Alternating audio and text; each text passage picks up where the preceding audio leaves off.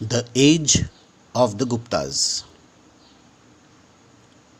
The age of the Guptas sources: accounts of Fahen, Allahabad pillar inscription, political history and administration of Samudragupta and Chandragupta, Vikramaditya, contribution to the fields of education, Nalanda University, science, Aryabhat, and culture, works of Kalidas, Deoghar temple.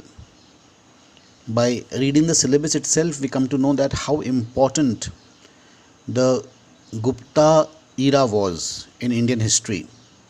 It was a great time for India during the Gupta dynasty. The period of about 2 centuries from early 4th century AD is known as the Imperial Age.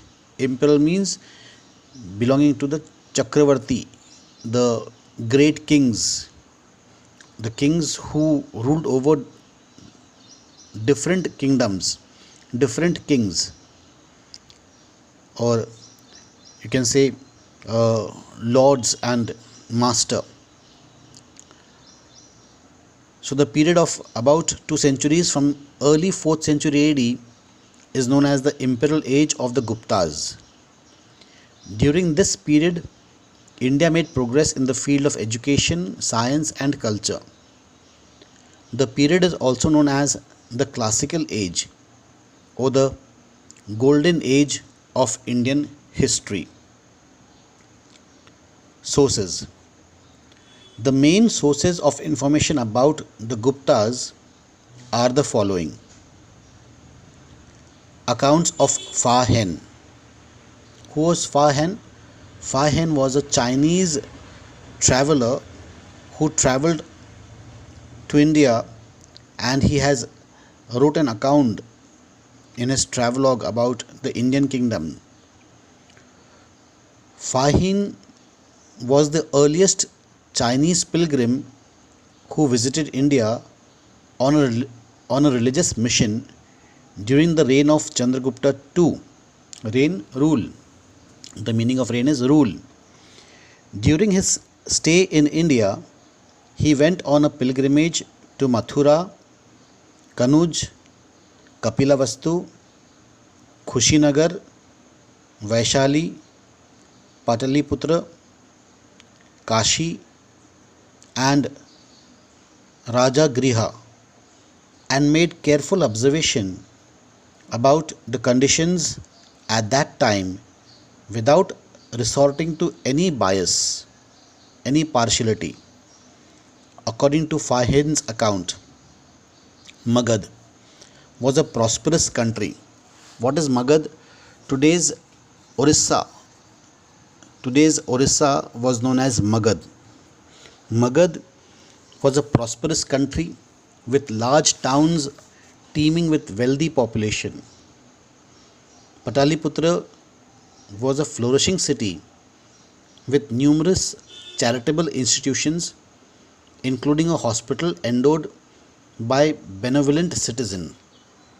So this hospital was sponsored by the people of Pataliputra, those who could afford to part with some money to sponsor the hospital. Although the people were wealthy, they led simple lives, generally observing the Buddhist rules of conduct. Vaishnavism, Shivism, Buddhism, and Jainism were the main religions. People, however, had no ill will towards other sects. Hindu gods and goddesses were depicted on coins and also in sculptures and paintings. The penal code was mild, and the offences were ordinarily punished by fines only. From the above account, it can be inferred that the Gupta Empire was prosperous and governed on enlightened principles. The Allahabad pillar inscription and the Prayaga Prashasti. It is one of the important epigraphs. It is one of the important epigraphic evidence of the imperial Guptas, composed by Harisena, the court poet of Samudragupta. Allahabad pillar inscription, also known as Prayaga Prashasti, is written in praise of Samudragupta, arguably the most powerful of the Gupta rulers. It describes the reign of the Guptas in ancient India.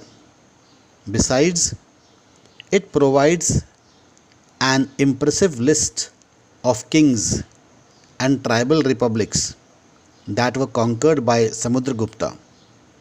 The inscription is also important because of the political geography of India that it indicates by naming the different kings and people who populated India in the first half of the 4th century AD.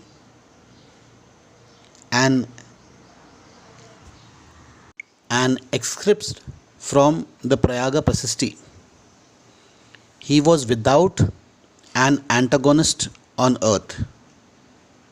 Antagonist means he was flawless. He had nothing negative in him. He, by the overflowing of the multitude of his many good qualities, adorned by hundreds of good actions, he wiped off the fame of other kings with the soles of his feet. He is Purush, the supreme being the cause of prosperity of the good and the destruction of the bad. He is incomprehensible. He is one whose tender heart can be captured only by devotion and humility. He is possessed of compassion. He is the giver of many hundred thousands of cows. Mind has received ceremonial invitation for the uplift of the miserable, the poor, the forlorn, and the suffering. He is resplendent and embodied kindness of mankind. He is equal to the gods: Kubera, the god of wealth; Varuna, the god of ocean; Indra, the god of rains; and Yama, the god of death. This is an inscription praising the Gupta king. So Samudragupta was such a great king that his court poet, did not even hesitate to compare him to the various demigods such as Kuber, the god of wealth; Varun, the god of the ocean; Indra, the god of rain; and Yama, the god of death. Reign of the Gupta period. Reign means rule. The history of the first two rulers of Gupta dynasty, Sri Gupta and his son Ghatotkacha, is obscure. So, it is believed that the Gupta era originated with the reign of Chandragupta I. Ghatotkacha. You know who's Ghatotkacha? In Mahabharata, Ghatotkacha was the son of Bhim. So, here Sri Gupta and his son Ghatotkacha is obscure. This is a different Ghatotkacha. So, it is believed that the Gupta era originated with the reign of Chandragupta I. Chandragupta I was the first independent king with the title of Maharaja Dhiraj, or the King of Kings. After declaring his independence in Magad, Chandragupta I extended his empire through matrimonial alliances by marrying a Lichavi princess, Kumara Devi. Samudragupta. He was the son of Chandragupta I. Much of the information about him is obtained from the Allahabad pillar inscription composed by his court poet Harisena.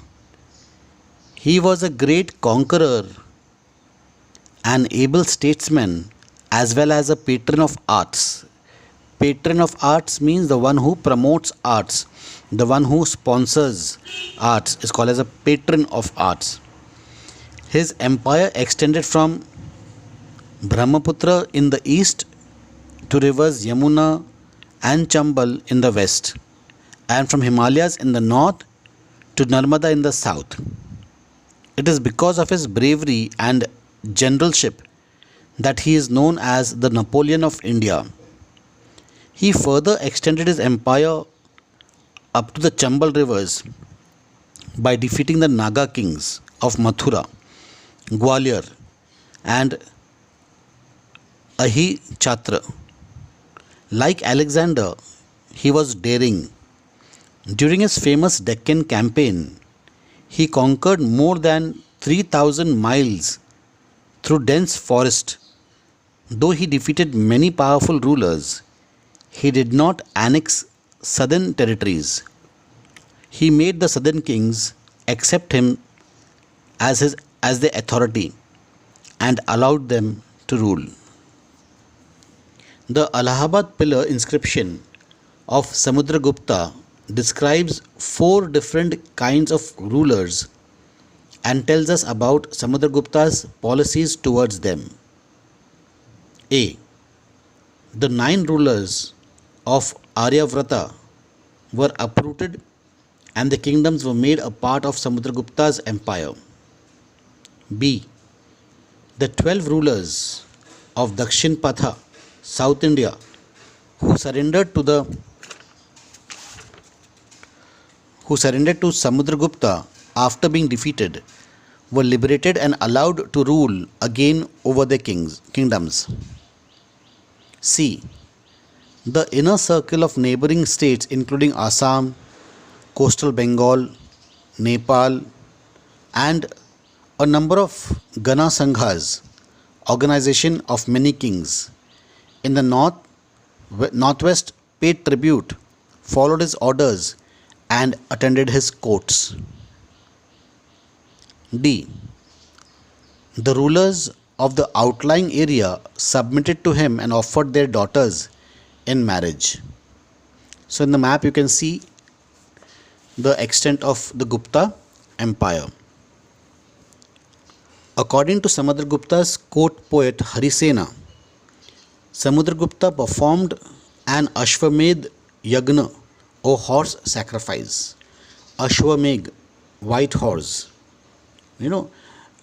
According to the Ashwamedh Yagna, wherever this horse goes, that territory comes under the rule of the Chhatrapati Raja, the king, the emperor. And if anybody dares to stop the horse, they will have to face the army of the Chhatrapati Raja, the crowned king. According to Samudragupta's court poet Harisena, Samudragupta performed an Ashwamedh Yagna or horse sacrifice. Samudragupta was not only a brave warrior and conqueror, but also a great ruler, a musician, and a poet. In one of his coins, he is shown playing the veena. Samudragupta issued 8 types of coins made of gold. His court was full of great scholars and literary persons. Samudragupta was a follower of Brahmanism and a worshipper of Lord Vishnu. He also had faith in Vedic sacrifices, but he was tolerant towards other religion. Chandragupta II, Vikram Aditya. The Gupta inscriptions mentioned that Chandragupta II succeeded his father. Samudragupta, he inherited the military genius of his father and extended the Gupta empire by conquest of his own. He annexed the territories of Sakas, of Malwa, Gujarat, and Saurashtra. For this, He was given the title Sakari, O conqueror of the Sakas. According to noted historian Dr. Vincent Smith, the annexion of Saurashtra and Malava not only added to the empire provinces of exceptional wealth and fertility, but opened up access to the ports of the western coast and thus placed Chandragupta II in direct touch with the seaborne commerce with Europe through Egypt. Chandragupta II entered into matrimonial alliances. What is matrimonial alliances? Matrimony means wedding, shadi. Alliance means making friends. So making relations through matrimony, making relations through wedding. Chandragupta too entered into matrimonial alliances as a part of his foreign policy. He married Kuberanga of the Naga family. The Nagas were a powerful ruling clan, and this matrimonial alliance helped the Gupta rulers in expanding his empire. The marriage of Chandragupta's daughter Prabhavati with the Vakataka ruler Rudrasen II helped him to establish his political influence in the Deccan.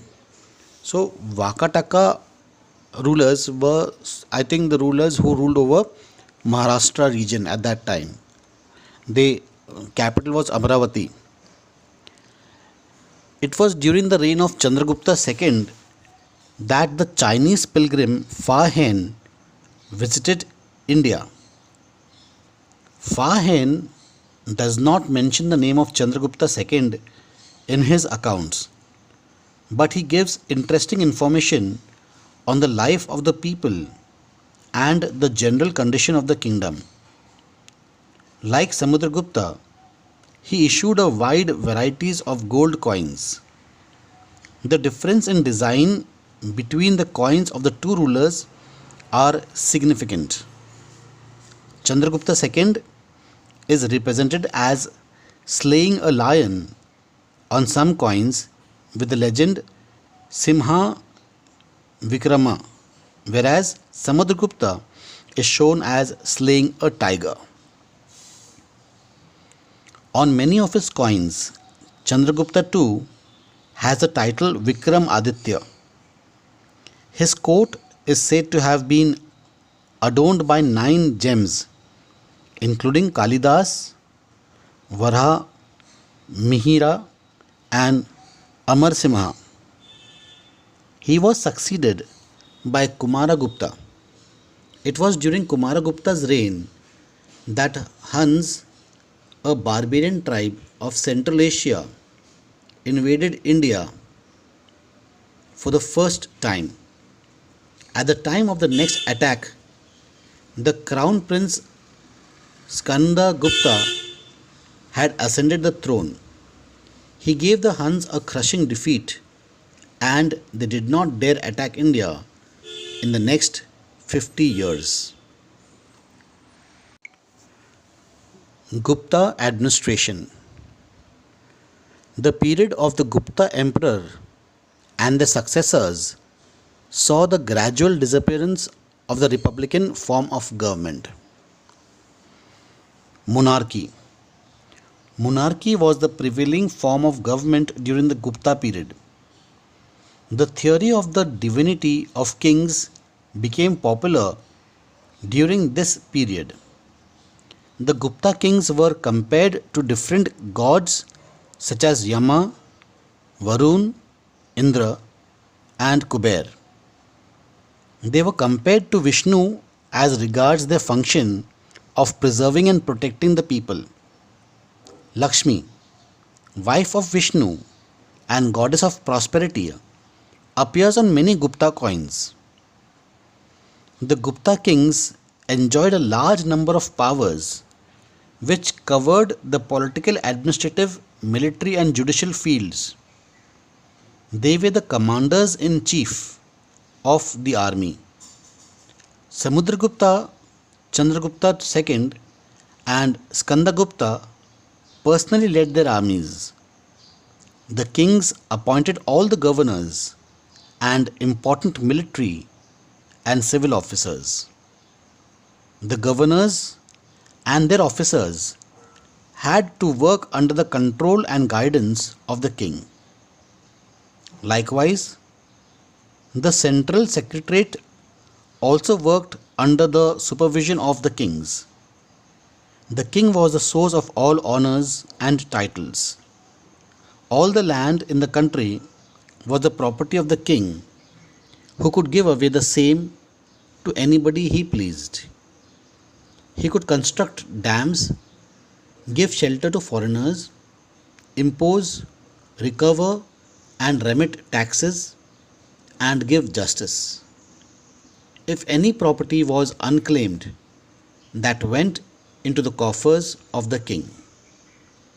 The king's pompous titles, Parameshwara, Maharaja Dhiraj, and Param Bhatta Raksha, indicate the existence of lesser princes and chiefs with whom they had to come to terms in managing the empire.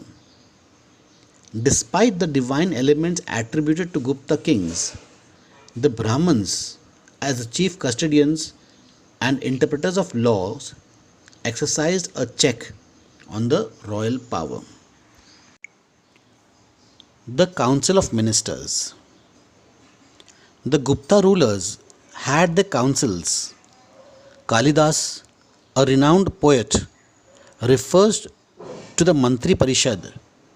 It consisted of the prince, the high officials, and the feudatories.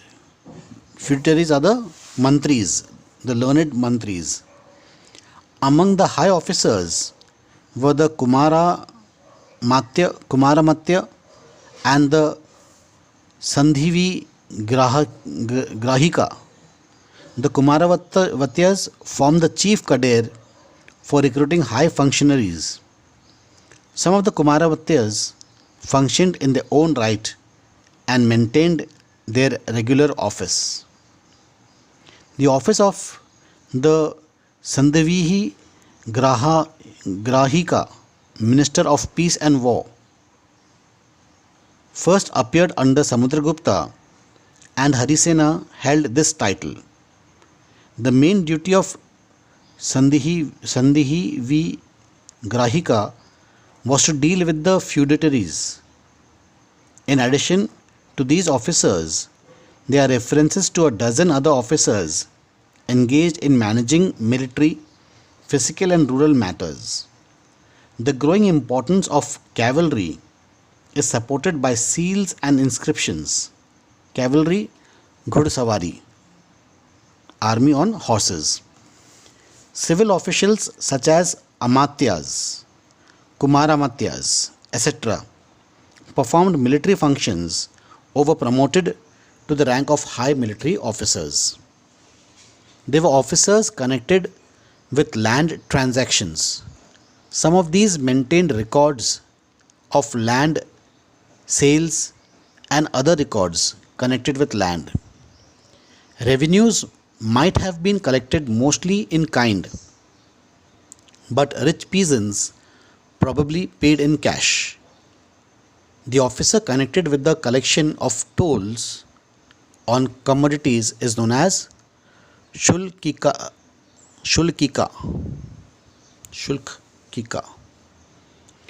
Provincial and local administration. The Gupta rulers evolved the first systematic provincial and local administration, which was primarily concerned with the collection of revenue and maintenance of law and order. Provincial administration. The core of the empire directly controlled by the Guptas was divided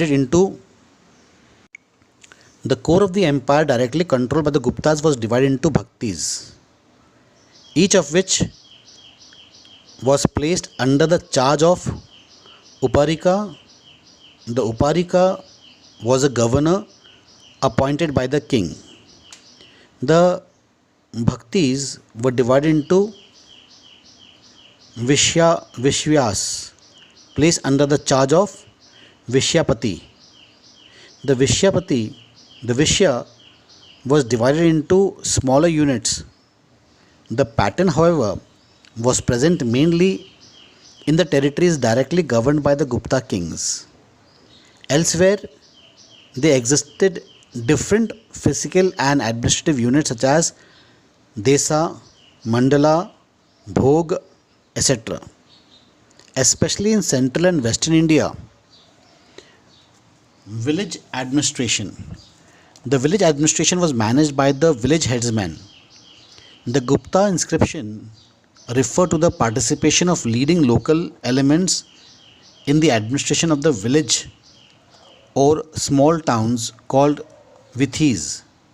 No land transaction could be effected without their consent, and this may have been also true of other important affairs.